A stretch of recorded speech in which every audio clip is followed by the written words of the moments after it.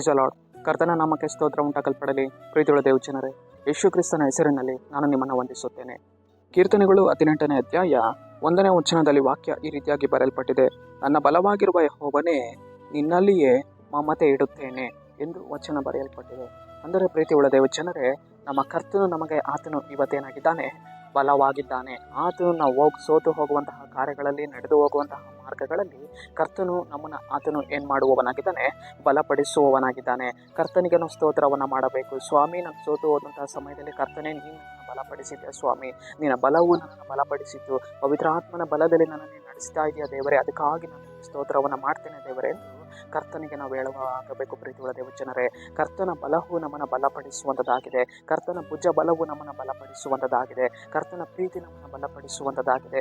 ಕರ್ತನ ಸಂತೈಸುವಿಕೆ ನಮ್ಮನ್ನು ಬಲಪಡಿಸುವಂಥದ್ದಾಗಿದೆ. ಪ್ರೀತಿಯುಳ್ಳ ದೇವಜನರೇ, ಸತ್ಯವೇದದಲ್ಲಿ ನಾವು ಇವತ್ತು ನೋಡುವಾಗ ಬಿದ್ದು ಹೋಗಿರುವಂತಹ ಅನೇಕ ಒಂದು ಭಕ್ತರನ್ನ ಕರ್ತನು ಏನು ಮಾಡಿದನು, ಬಲಪಡಿಸಿದನು.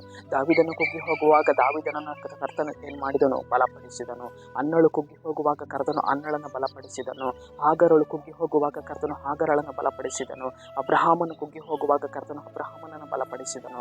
ಅದೇ ರೀತಿಯಾಗಿ ಪ್ರೀತಿಯುಳ್ಳ ದೇವಜನರೇ, ನಮ್ಮ ಜೀವಿತದಲ್ಲಿಯೂ ಕೂಡ ಕರ್ತನು ತನ್ನ ಬಲದಿಂದ ನಮ್ಮನ್ನು ಅಭಿಷೇಕಿಸುವವನಾಗಿದ್ದಾನೆ, ತನ್ನ ಬಲದಿಂದ ನಮ್ಮನ್ನು ತುಂಬಿಸುವವನಾಗಿದ್ದಾನೆ. ಕರ್ತನ ಬಲವು ನಮ್ಮಲ್ಲಿ ಹೇರಳವಾಗಿ ಇಳಿದು ಬರುವಂಥದ್ದಾಗಿದೆ. ಆದ್ದರಿಂದ ನಾವು ಕರ್ತನ ಬಲದಲ್ಲಿ ನೆಲೆಗೊಳ್ಳಬೇಕು. ಈ ಮುಂಜಾನೆ ವೇಳೆಯಲ್ಲಿ ಕರ್ತನ ಬಲವನ್ನು ನಾವು ಆಶ್ರಯಿಸಿಕೊಳ್ಳಬೇಕು.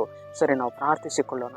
ಅಪ್ಪ ಕರ್ತನೆ, ನಿಮಗೆ ಸ್ತೋತ್ರ ಸ್ವಾಮಿ. ಮುಂಜಾನೆ ವೇಳೆಯಲ್ಲಿ ಕರ್ತನೆ, ಈ ವಾಕ್ಯ ಭಾಗ ಸಂದೇಶವನ್ನು ನೋಡ್ತಾ ಇರುವಂತಹ ಜನಗಳನ್ನು ಸಂಧಿಸು ದೇವರೇ. ನಿನ್ನ ಜನರ ಜೀವಿತದಲ್ಲಿ ಸ್ವಾಮಿ ಕ್ರಿಯೆಯನ್ನು ಮಾಡಿ ನಿನ್ನ ಬಲದಿಂದ ಅಭಿಷೇಕಿಸುವುದಕ್ಕಾಗಿ ಸ್ತೋತ್ರ, ನಿನ್ನ ಬಲದಿಂದ ತುಂಬಿಸುವುದಕ್ಕಾಗಿ ಸ್ತೋತ್ರ.